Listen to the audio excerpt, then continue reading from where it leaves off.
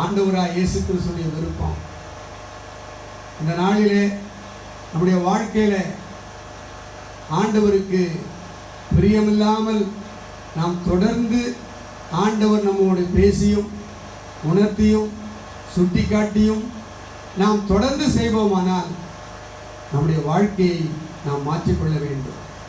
ஏன்னு சொன்னால் ஆண்டவராய் இயேசு கிறிஸ்து, நான் போகிறது உங்களுக்கு நலமாய் இருக்கும், நான் போகாவிட்டால் பரிசுத்த ஆவியானவர் இந்த உலகத்திற்கு வரமாட்டார், பரிசுத்த ஆவியானவர் கண்டிப்பாக இந்த உலகத்திற்கு வர வேண்டும். ஏனென்று சொன்னால் அந்த பரிசுத்த ஆவியானவர் வரும்போது என்ன செய்வாராம்?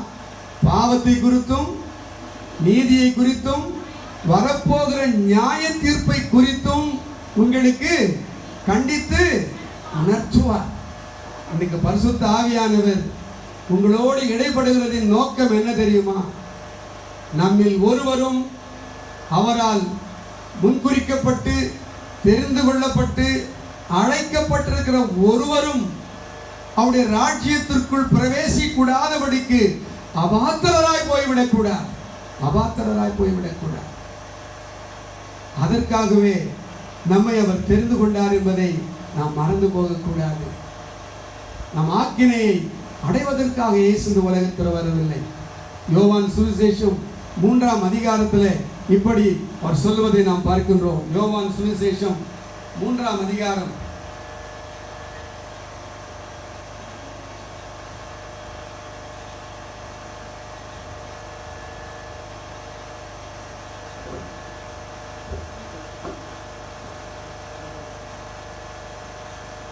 17ஆம் வசனத்தை பாருங்க. 3ஆம் அதிகாரம் 17ஆம் வசனத்துல சொல்ற பாருங்க, உலகத்தை ஆக்கினைக்குள்ளாக தீர்க்கும்படி தேவன் தம்முடைய குமாரனை உலகத்தில் அனுப்பாமல் அவராலே உலகம் ரட்சிக்கப்படுவதற்காகவே அவரை அனுப்பினார். ஆக்கினைக்குள்ளாக தீர்க்கும்படி தேவன் தம்முடைய குமாரனை உலகத்துக்கு அனுப்பவில்லை.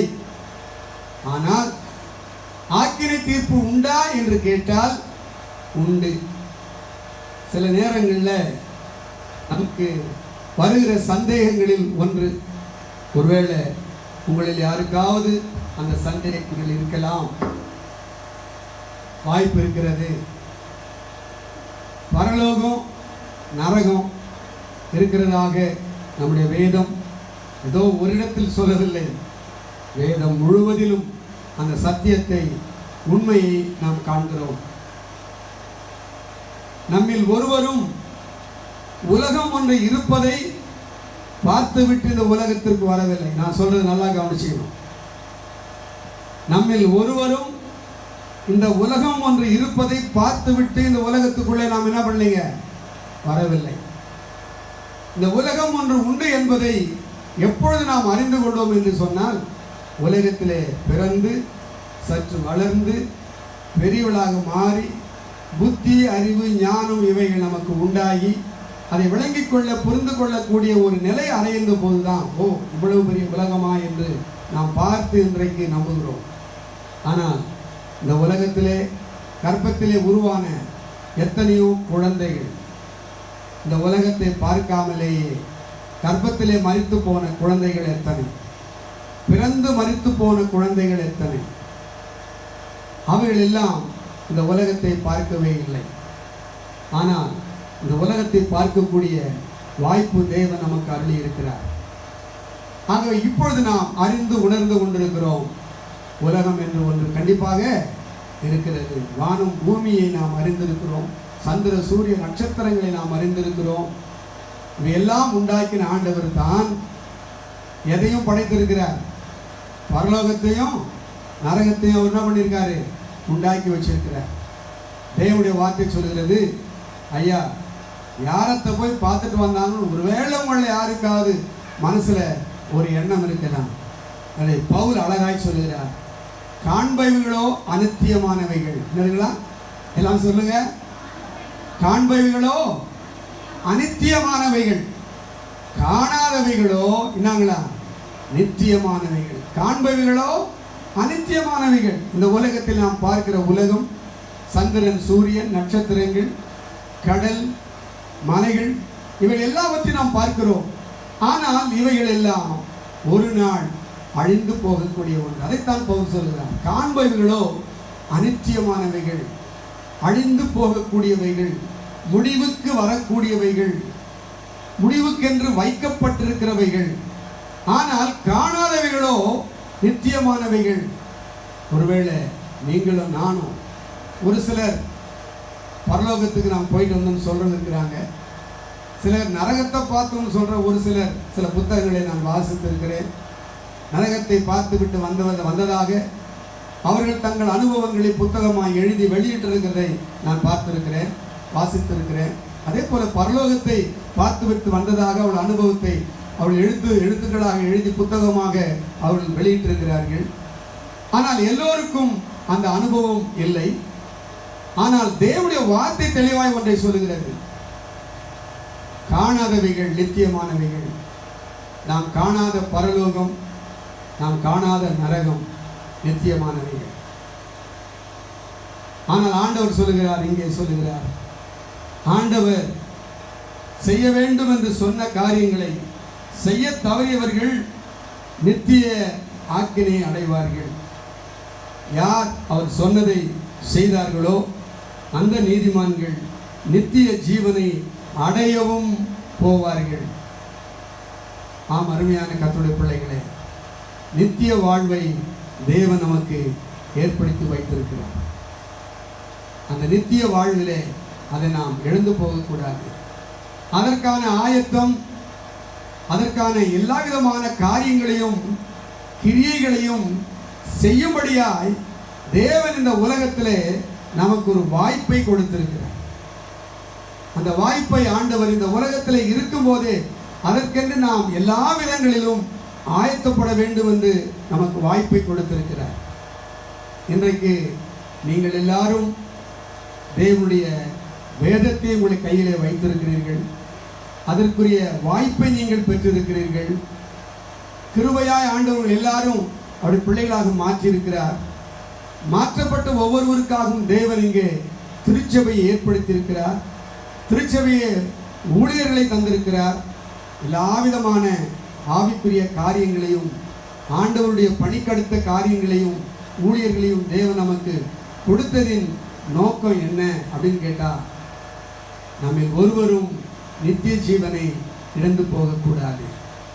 நம்முடைய வாழ்விலே ஆண்டவர் விரும்புகிற காரியங்களை நாம் செய்யவும், அவர் வெறுக்கிற காரியங்களை நாம் செய்யாதிருக்கவும் ஆண்டவர் நம்மிடத்தில் எதிர்பார்க்கிறார். அதை நம்முடைய கிரியைகளின் வழியாக அதை விளங்க பண்ண வேண்டும் என்று தேவன் விரும்புகிறார். வெளிப்படுத்தின விசேஷ புஸ்தகம் 20ஆம் அதிகாரம். வெளிப்படுத்தின விசேஷம்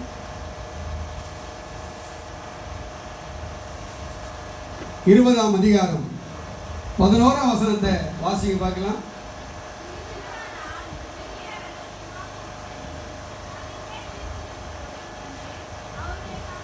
நான் வாசிக்கிறேன். பின்பு நான் பெரிய வெள்ளை சிங்காசனத்தையும் அதில் மேல் வீற்றிருக்கிறவரையும் கண்டேன். அவருடைய சமூகத்திலிருந்து பூமியும் வானமும் அகன்று போயின. நான் கொஞ்ச நாளைக்கு முன்னாடி கொஞ்ச நேரத்துக்கு முன்னாடி சொன்னேன் இல்லையா? என்ன அகன்று போயிடுச்சுங்களா? பூமியும் வானமும் அகன்று போயின. காலா காலமாய் 1000 ஆண்டுகளாய் இருந்த பூமியும் வானமும் அகன்று போயின. அவைகளுக்கு இடம் காணப்படவில்லை. எத்தனை பேர் இதுக்கு ஆமேன்னு சொல்றீங்க? ஏன் இந்த வசனத்துக்கு நான் ஆமேன்னு சொல்லணும் அப்படின்ற எண்ணம் நமக்குள்ளே வருமானால் அதற்கு பதில் எங்கே இருக்குன்னு சொன்னா, ஆண்டவர் சொல்றாரு, வானமும் பூமியும் சொல்லுங்க ஒழிந்து போம். வானமும் பூமியும் ஒழிந்து போம், என் வார்த்தைகளோ ஒருபோதும் என்ன பண்றது இல்லைங்க, ஒழிந்து போவது இல்லை. ஆனா சொல்றார், வானமும் பூமியும் ஒழிஞ்சு போயிடும், ஆனா என் வார்த்தை சொல்லுவது ஒரு நாளும் ஒழியாது. அது கண்டிப்பா இது நிறைவேறிய தீரும். ஆகவே இங்கே நான் வாசிக்கின்றோம், பூமியும் வானமும் அகன்று போயின. அது மட்டும் இல்லையா, அடுத்தது என்ன சொல்லுது பாருங்க, அவைகளுக்கு இடம் காணப்படவில்லை. அப்படின்னா எங்க போச்சுன்னே தெரியல. எவ்வளோ பெரிய பூமி, எவ்வளோ பெரிய வானம், வானம் வந்து அடுக்கடுக்கா இருக்குதுன்னு சொல்லி வேதத்திலே சொல்லப்பட்டிருக்கிறது. 7 வானங்கள் இருப்பதாக வேதத்திலே சொல்லப்பட்டிருக்கிறது. பவுல் தன் நிருபத்தில் எழுதும்போது சொல்ல, நான் 3ஆம் வானம் வரைக்கும் என்ன பண்ணேன், எடுத்துக்கொள்ளப்பட்டேன் என்று சொல்லுகிறார். இப்படிப்பட்ட வானம் என்ன பண்ணீங்களா, அகன்று போயின, அவைகளுக்கு என்ன இல்லைங்களா, இடம் காணப்படவில்லை. அப்படி என்று சொன்னால் இருக்கிற இடம் தெரியாமல் அவைகள் மறைந்து போயிற்று, அகன்று போயிற்று. இந்த நிகழ்வுக்கு பின்னாக நடந்தது என்ன, மரித்தோராகிய சிறியோரையும் பெரியோரையும் தேவனுக்கு முன்பாக நிற்க கண்டேன். அப்பொழுது புஸ்தகங்கள் திறக்கப்பட்டன. அப்பொழுது புஸ்தகங்கள் திறக்கப்பட்டன. ஜீவ புஸ்தகம் என்னும் வேறொரு புஸ்தகமும் திறக்கப்பட்டது. நல்லா ஞாபகம் வச்சுங்க. புஸ்தகங்கள் திறக்கப்பட்டன. அப்புறம் ஜீவ புஸ்தகம் என்னும் வேறொரு புஸ்தகமும் என்ன பண்ணிச்சிங்களா, திறக்கப்பட்டது. புஸ்தகங்கள் திறக்கப்பட்டன, ஜீவ புஸ்தகம் என்னும் வேறொரு புஸ்தகமும் திறக்கப்பட்டது. அப்பொழுது அந்த புஸ்தகங்களில் எழுதப்பட்டவைகளின்படியே, அந்த புஸ்தகங்களில் எழுதப்பட்டவைகளின்படியே தங்கள் தங்கள் மரித்தோர் தங்கள் தங்கள் கிரியைகளுக்கு தக்கதாக நியாய தீர்ப்பு அடைந்தார்கள். அல்லேலூயா, அல்லேலூயா. புஸ்தகங்கள் திறக்கப்பட்டன. இந்த புஸ்தகங்கள் திறக்கப்பட்டன சொல்வதால் என்ன எழுதி வச்சுக்குதுன்னு கேட்டா, நம்முடைய ஒவ்வொரு கிரியையையும் அங்கே எழுதி வச்சிருக்கோம். ஏனென்றால் தேவனுடைய வார்த்தை தெளிவாய் நமக்கு சொல்லுகிறது. அப்பொழுது புஸ்தகம் என்று சொல்லவில்லை, என்ன சொல்லுதுங்க, புஸ்தகங்கள் என்ன பண்ணுங்க, திறக்கப்பட்டன. அந்த புஸ்தகத்திலே எழுதப்பட்ட, அந்த புஸ்தகங்களில் எழுதப்பட்டவர்களின்படியே மரித்தோர் தங்கள் தங்கள் கிரியைகளுக்கு தக்கதாக என்ன பண்ணாங்க, நியாய தீர்ப்பு அடைந்தார்கள். தேவனுடைய வார்த்தையை பகிர்ந்து கொண்டிருக்கிற நானாலும் சரி, என் வார்த்தையை கேட்டுக்கொண்டிருக்கிற நீங்களானாலும் சரி, நியாய தீர்ப்பில் இருந்து தப்பித்துக் கொள்ள முடியாது. தேவனுடைய வார்த்தை சொல்கிறது, நியாய தீர்ப்பு தேவனுடைய வீட்டில் துவங்கும் காலமாய் இருக்கிறது. நியாய தீர்ப்பு எங்க துவங்குதுங்களா, நல்லா ஞாபகம் வச்சுங்க. நியாய தீர்ப்பை ஆண்டவர் எங்கே துவங்குகிறார்? ஆண்டவரே, உங்களுடைய நியாய தீர்ப்பை எங்க துவங்குறீங்க ஆண்டவரேன்னு கேட்டா, நான் அதை என்னுடைய வீட்டிலே நான் துவங்குகிறேன். ஏன் அது ஆண்டவர் நியாய தீர்ப்பை தேவனுடைய வீட்டிலே துவங்குகிறார் அப்படின்னு கேட்டால், அது ஒரு முக்கியமான காரணம் இருக்கிறது. இந்த உலகத்தை ஆண்டவர் முதலிலே நியாயம் தீர்க்க போவார் என்றால், ஆண்டவரே, என்ன நியாயம் தீர்க்கிறதுக்கு முன்னால தயவு செய்து உங்க பேரை வச்சுன்னு இருக்காங்களே அவங்கள போய் என்ன பண்ணுங்க, நியாயம் தீருங்க. என்ன நியாயம் தீர்க்கிறதுக்கு முன்னால பீட்டர்னு பேர் வச்சுக்கிறவங்க, சாமியல்னு பேர் வச்சுக்கிறாங்களே, ஏசுதாசன் பேர் வச்சிருக்காங்க, அவங்கள போய் முதல்ல கேளுங்க. ஆண்டவர் அவர்களுக்கு முன்பாக வெட்கப்பட முடியாது. ஆகவே முதல்ல நியாய தீர்ப்பு எங்க துவங்குதுங்க, தேவனுடைய வீட்டில் துவங்கும் காலமாயிருக்கிறது. அது முந்தி நம்மிடத்தில் துவங்கினால் உலகத்திலே வாழ்கிற மக்களின் நிலை வேறு. இப்ப நான் இன்னும் அதை உங்களுக்கு விளங்கும்படி சொல்றேன். நியாய தீர்ப்பு தேவனுடைய வீட்டிலே துவங்குமானால் முதல்ல அவர் யாருக்கிட்ட வரமாட்டாருன்னு கேட்டா, விசுவாசிங்கிட்ட வரமாட்டார். யாருக்கிட்ட வரமாட்டாருங்க, விசுவாசிங்கிட்ட வரமாட்டார். அவர் முதல்ல யாருக்கிட்ட வருவாருங்க, அந்த சபையில் உள்ள பொறுப்பாளர்கிட்ட, ஊழியர்கிட்ட தான் வருவார். நான் எப்பவுமே இதை சபையில் பிரசங்கிக்கும் போது இந்த காரியத்தில் முதலாக என்னை முன்னிறுத்தி தானே பேசுவேன். நான் ஊழியம் செய்கிற சபைகளுக்கு பொறுப்பாக இருக்கிற என்னை ஆண்டவர் விசாரிக்காமல் நிச்சயமா எனக்கு உதவியாக இருக்கிற என் உடன் ஊழியரையோ, திருச்சபையிலே உதவியாக இருக்கிற உதவி ஆட்களையோ, திருச்சபையிலே அங்கம் வகிக்கிற விசுவாசிகளையோ அவர் நிச்சயமா நியாயம் தீர்க்க மாட்டார். அவர் முதல்ல மேலிருந்து கீழே வருவார், மேலிருந்து கீழே வருவார். மேல இருக்கிறவங்களையும் விட மாட்டாரு. அடுத்தது நீங்க சொல்லுங்க, கீழே இருக்கிறவங்களையும் விட மாட்டார். ஏனென்று ஆகவேதான் சொல்றார், உலகத்தில் அந்த நியாய தீர்ப்பை நிறைவேற்றுவதற்கு முன்பதாக தேவன் தம்முடைய சபையிலே தான், தேவனுடைய வீட்டிலே தான் அவருடைய நியாய தீர்ப்பை தொங்குவார் என்று தேவனுடைய வார்த்தை சொல்கிறது. இங்கே தேவனுடைய வார்த்தை சொல்கிறது, ஆண்டவருக்கு முன்னால மரித்தோராகிய சிறியோரையும் பெரியோரையும் தேவனுக்கு முன்பாக நிற்க கண்டேன். அங்கே சொல்லுகிறது, அந்த புஸ்தகங்களில் எழுதப்பட்டபடியே மரித்தோர் தங்கள் தங்கள் கிரியைகளுக்கு தக்கதாக என்ன பண்ணாங்களா? நியாய தீர்ப்பு அடைந்தார்கள். நம்முடைய கிரியைகள் ரொம்ப முக்கியம்.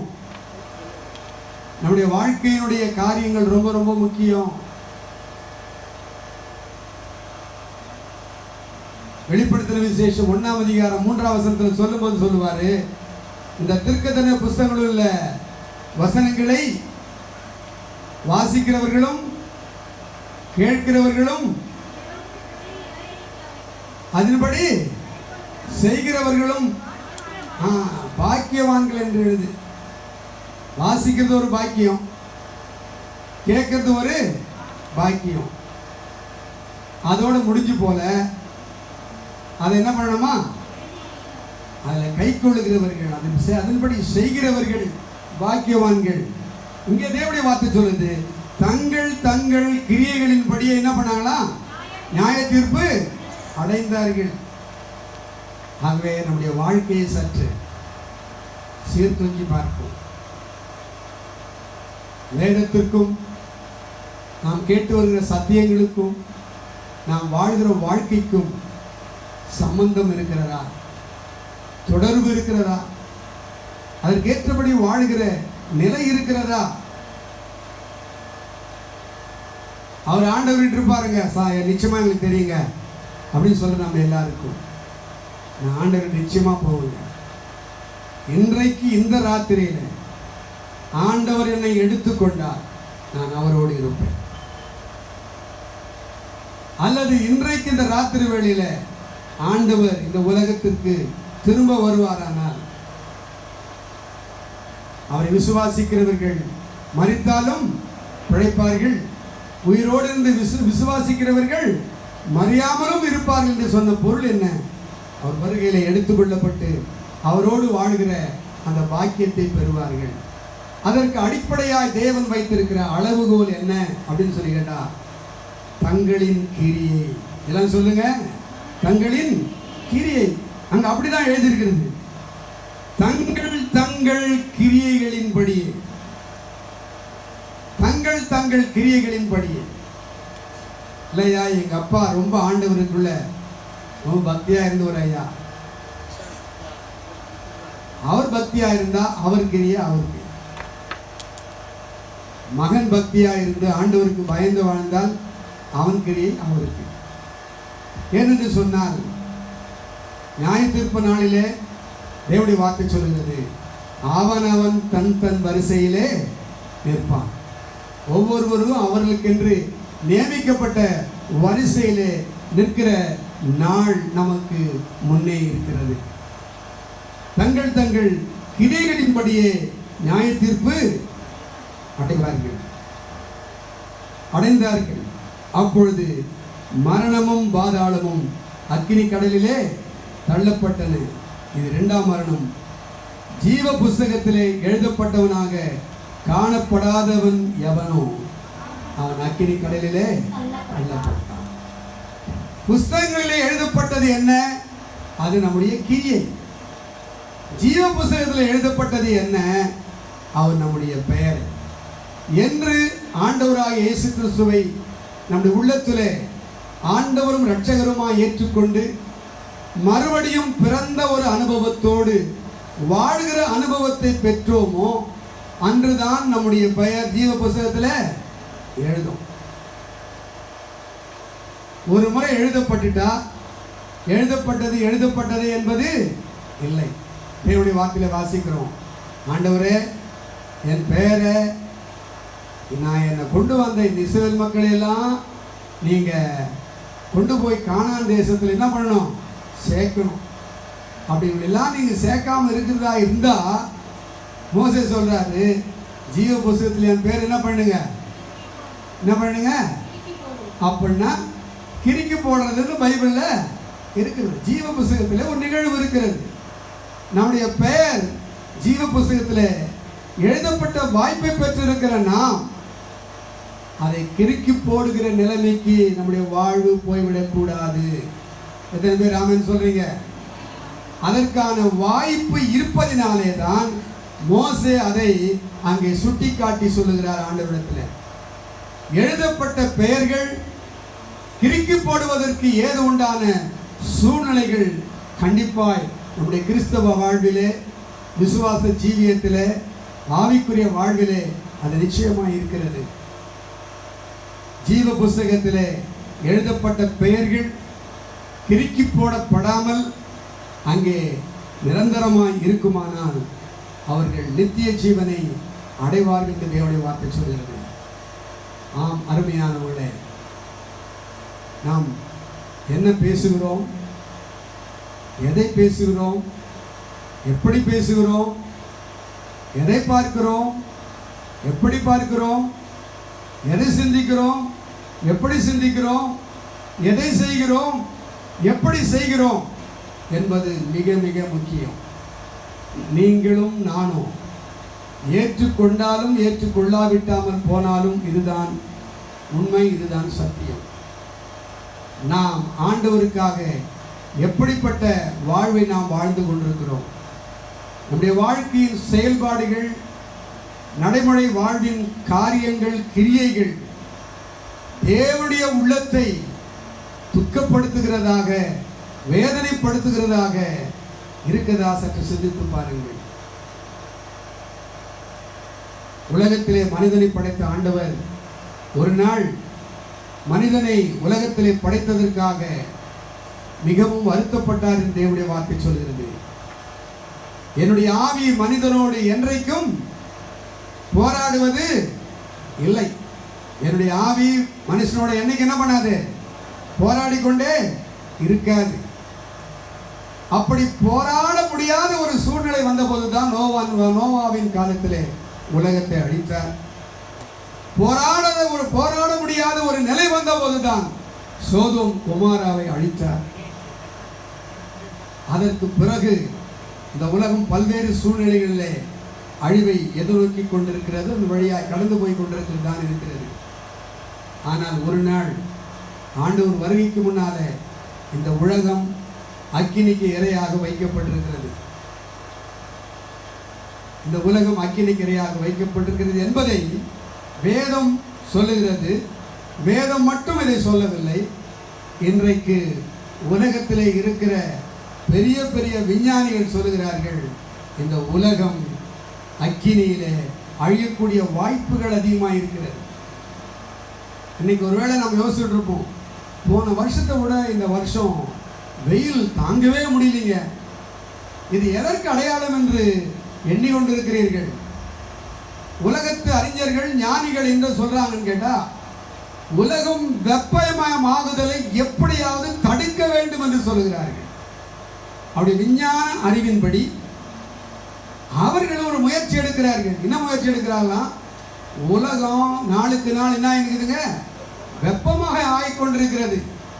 இதை எப்படியாவது தடுக்க வேண்டும் என்று முயற்சிக்கிறார்கள். அவர்கள் சற்று வேதத்தை ஆராய்ந்து பார்த்தால், அவர்கள் செய்கிற ஆராய்ச்சி ஒரு புறம் இருக்க, இன்னொரு புறம் சற்று வேதத்தையும் ஆராய்ந்து பார்த்தால் அதற்கான பதிலை எளிதாக கண்டுபிடித்து விடலாம். இந்த உலகத்தின் வெப்பமயமாகுதல் என்கிற நிலைப்பாடு எதற்காக இது வருடா வருடம் கூடிக்கொண்டே இருக்கிறது என்று சொன்னால், இந்த உலகமானது அக்கினிக்கும் கந்தகத்திற்கும் இரையாக வைக்கப்பட்டிருக்கிறது. அந்த நாளுக்கு முன்னால நாம் ஆண்டவர்கிட்ட போறதுக்கு ஆயத்தமாகி விட வேண்டும். என்று சொன்னால் தேவனுடைய வார்த்தை சொல்லுவது ஒன்றும் பொய்யாய் போகாது. நம்முடைய தேவனுக்கு பல பெயர்கள் உண்டு. அதில் ஒரு பெயர் என்ன தெரியுமா? பொய்யுரையாத தேவன். எல்லாரும் சொல்லுவோமா? பொய்யுரையாத தேவன். பொய் சொல்ல தேவன் ஒரு மனிதன் அல்ல. மனமாற அவர் ஒரு மனுபுத்திரரும் அல்ல. அவர் சொல்லியும் செய்யாதிருப்பாரோ, வசனித்தும் நிறைவேற்றாமல் இருப்பாரோ.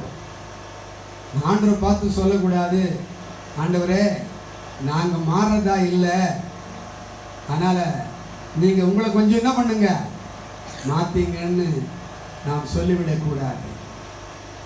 மாற வேண்டியது நாம், மாற வேண்டியது நம்முடைய மனம். அதனால்தான் யோவான் சானகர் இந்த உலகத்தில் வந்தபோது சொன்ன முதல் பிரசங்கம், மனம் திரும்புங்கள், பரலோக ராஜ்யம் சமீபமாக இருக்கிறது. ஏசாமி மத்தேயு சுவிசேஷம் 4:17 சொன்ன முதல் வசனம், அது முதல் இயேசு மனம் திரும்புங்கள், பரலோக ராஜ்யம் சமீபமாக இருக்கிறது பிரசங்கம் பண்ண தொடங்கினார் என்று எழுதியிருக்கிறது. அருமையான கர்த்தருடைய பிள்ளைகளே, இந்த வாழும் காரியங்களை இந்த இரவு வேளையில சற்று தீர்த்தூக்கி பார்ப்போம். ஆண்டுகிட்ட சொல்லுவோம், ஆண்டவரே நீங்க எங்களையெல்லாம் கூட்டி சேர்க்கிற நாளில் இரு சாராராய் நீங்கள் வகையறுத்து வேறு பிரிப்பீர்கள் என்று சொல்லி நான் கேட்டேனே.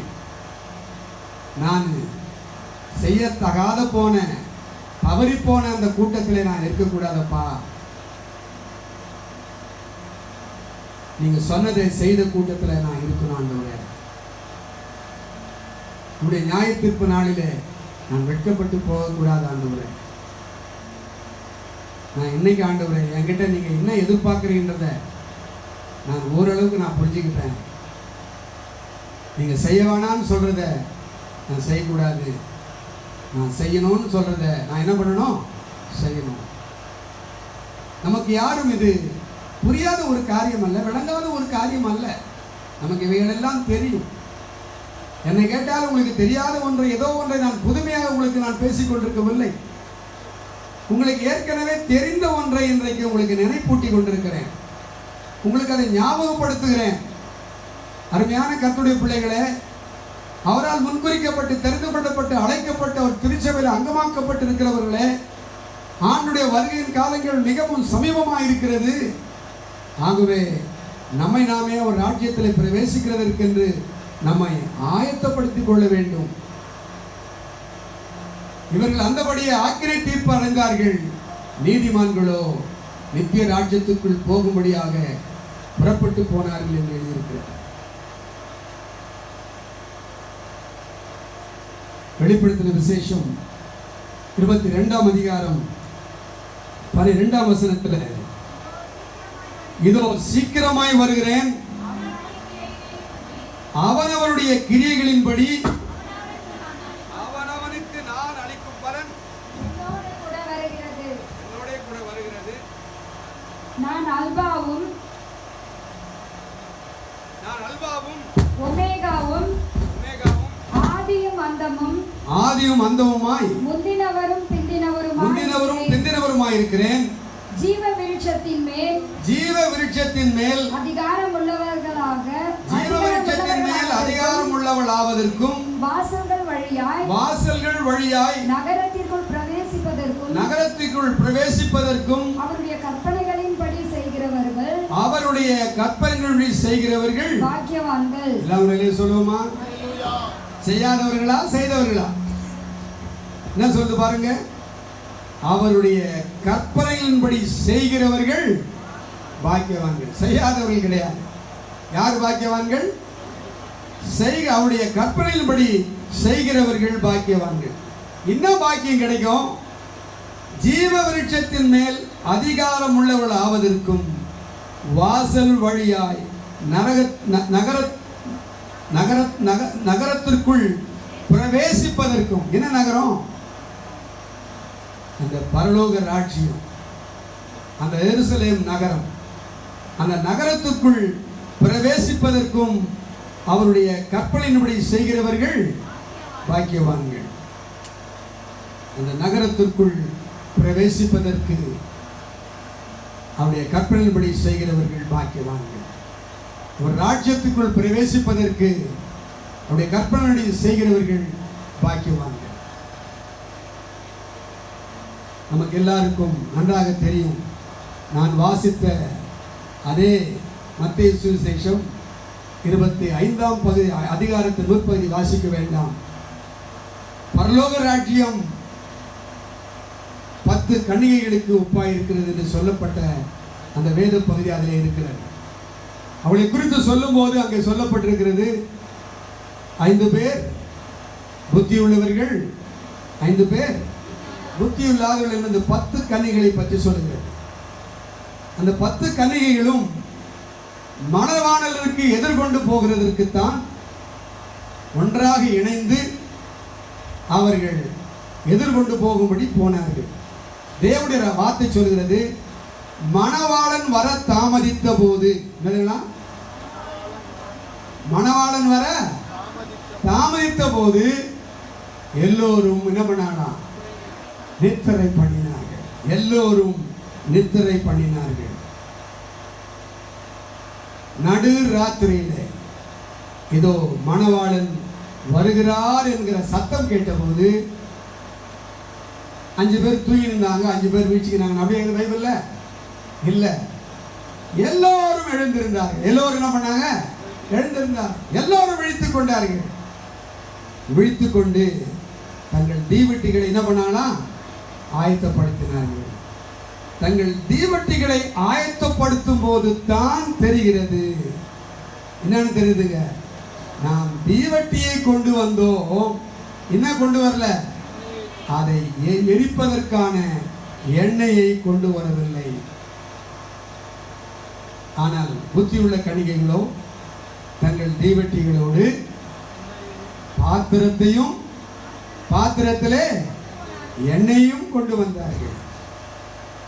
மணவாளன் நடுராத்திரியில் வந்தபோது புத்தி உள்ளவர்கள் தங்கள் தீவெட்டிகளை அவர்கள் கொளுத்தி கொண்டார்கள். புத்தி இல்லாதவர்களிடத்தில் கேட்டார்கள்,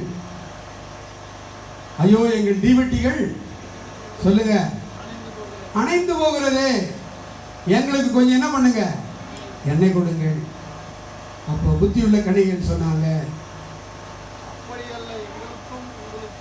ஆமா அப்படி அல்ல, உங்களுக்கும் எங்களுக்கும் போதாதபடிக்கு நீங்க போய் என்ன பண்ணுங்க, விக்கிரவத்துல பண்ணுங்க, வாங்கி கொள்ளுங்க. இப்ப மணவாளன் என்ன பண்ணிட்டாரு? வாங்க போன போது மரமான வந்துட்டாரு. நிறைய நேரங்கள்ல நம்ம வாழ்க்கையில தாமதமான உணர்வு, தாமதமான ஆயத்தம், தாமதமான காரியங்கள் நம்முடைய வாழ்க்கையில் ஏற்படுவதனால நாம் ஆண்டவர் நமக்கென்று வைக்கின்ற பாக்கியத்தையும் சலாக்கியத்தையும் நாம் இழந்து போகிறோம். அவர்கள் போனார்கள், மணவாளன் வந்து விட்டார். ஆயத்தமாக இருந்தவர்களோ மணவாளன் கூட என்ன பண்ணிட்டாருங்க, அந்த கல்யாண விருந்துக்கு போய்விட்டார்கள். தேவனுடைய வார்த்தை சொல்லுறது, மணவாளன் உள்ளே பிரவேசித்தார், கதவும் அடைக்கப்பட்டது. இது ஏன் எழுதப்பட்டிருக்குன்னு கேட்டா, இன்னொரு வாய்ப்பு இல்லை என்பதை நமக்கு நினைப்பூட்டுகிறார். இன்னொரு வாய்ப்பு இல்லை. 7 பிறவிகளை குறித்து மன நம்பிக்கை உடையவர்கள் இருக்கிறார்கள். அப்படிப்பட்ட நம்பிக்கை நம்முடைய வேதத்திலே இல்லை. தேவனுடைய வார்த்தை தெளிவாய் சொல்லுகிறது, மனுஷன் ஒரு முறை பிறப்பதும் பின்பு நியாய தீர்ப்பு அடைவதும் அவனுக்கு என்ன பண்ணிக்கிறீங்க, நியமிக்கப்பட்டிருக்கிறது. ஒரு முறை பிறப்பதும் நியாய தீர்ப்பு அடைவதும் மனுஷனுக்கு நியமிக்கப்பட்ட ஒன்று. பிறந்த இந்த வாழ்க்கையிலே, கொடுக்கப்பட்ட இந்த வாய்ப்பிலே, அதிலும் ஆண்டவரை அறிந்து கொள்கிற ஒரு வாய்ப்பிலே அதை நாம் நழுவ விட தவற விடக்கூடாது. அதற்காகத்தான் அந்த சத்தியம் எழுதப்பட்டிருக்கிறது. கொடுக்கப்பட்ட வாய்ப்பை தவறவிட்டு காலம் தாழ்த்தி ஆயத்தப்படுகிற நிலைமையிலே இவர்கள் போய் அந்த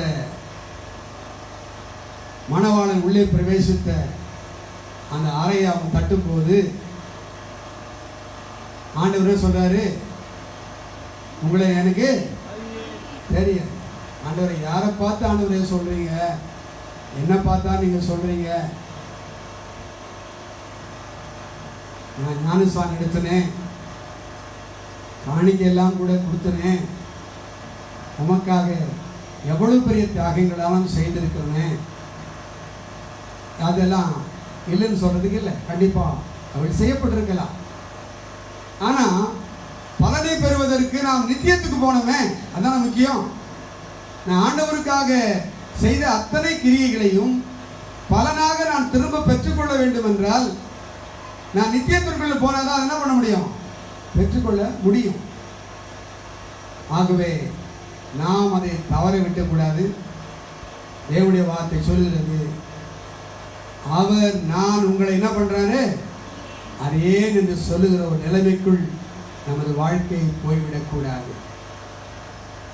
தேவன் இன்றைக்கும் நமக்கு ஒரு தருணத்தை தந்திருக்கிறார் என்பதை நாம் மறந்து போகக்கூடாது. இங்கே நாம் வாசித்த அந்த தேவனுடைய வார்த்தையிலே நாம் வாசிக்கிறோம். வெளிப்படுத்தல் 22:12 மறுபடியும் அதை நான் வாசிக்கிறேன். இதோ சீக்கிரமாய் வருகிறேன், அவனவனுடைய கிரியைகளின்படி அவனவனுக்கு நான் அளிக்கும் பலன் என்னோட கூட வருகிறார். அவர் நியாய தீர்ப்பை மட்டும் செலுத்துவதற்காக வரவில்லை.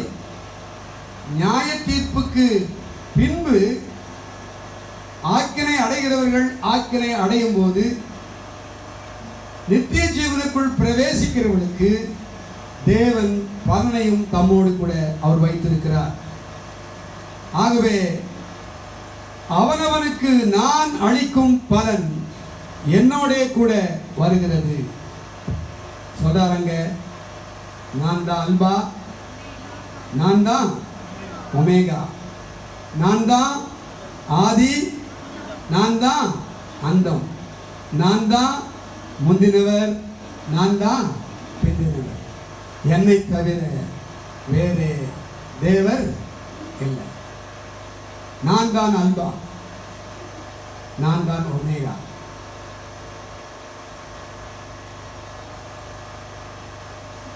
நான் தான் ஆதி, நான் தான் அந்தம், நான் தான் முந்தினவர், நான் தான்